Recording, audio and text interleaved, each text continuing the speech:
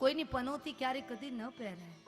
અરે તમે કોઈના ચપ્પલ પડ્યા હોય ચપ્પલ, એને તમે ઓળંગો ને, ધ્યાનથી સાંભળજો, શાસ્ત્રએ બતાવ્યું છે ચપ્પલ કોઈના પડ્યા હોય ને તમે એને ઓળંગીને ચાલો ને તો એ ચપ્પલની અંદર જે પહેરનાર વ્યક્તિનું જે કંઈ પણ વાઇબ્રેશનનો છે ને એ તમને ચોંટી જાય. બીજા નંબરની વાત કે તમારા ઘરનું જે પ્રવેશ દ્વાર છે એ પ્રવેશ દ્વારની પાસે, બિલકુલ પ્રવેશ દ્વારની પાસે ચપ્પલ કોઈ દી ઉતારે નહીં. શું કામ? કે લક્ષ્મીજી, મેં કહ્યું હતું ને સંધ્યાના ટાઈમે લક્ષ્મી નારાયણ આપણા ઘરે પરિક્રમા કરવા માટે આવે છે. આપણા ઘરની ડેલીમાં આમ ડોક્યું કાઢીને લક્ષ્મીજી જુએ કે આનું ઘરનું ફળિયું કેવું છે, તો હું અંદર જાઉં, ડોક્યું કાઢીને પહેલા વહેલા ચપ્પલ જો દેખાય ને, લક્ષ્મીજી ક્યાંય નથી જાઉં, ચાલો નારાયણ આગળ વધો. તો આપણો નંબર લાગ્યો હોય તોય ને વિઝામાંથી જતો હોય, પાસપોર્ટમાંથી કેન્સલ થઈ જાય. એટલા માટે કહું છું કે બીજાના ચપ્પલને ક્યારે ટચ પણ ન કરાય.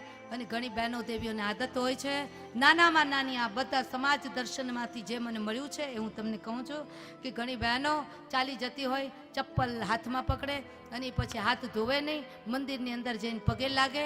ચપ્પલ અંતે ભલે સોનાનું હોય પણ છે તો ચપ્પલ ને. તમે ભલે હાથથી ચપ્પલ પકડ્યું, કોઈ વડીલને આપ્યું, વડીલે પહેર્યો, વડીલને પહેરાવી દીધું, તો પછી તમે હાથ એને ધોઈ નાખો, પછી મંદિરની અંદર પ્રવેશ કરો.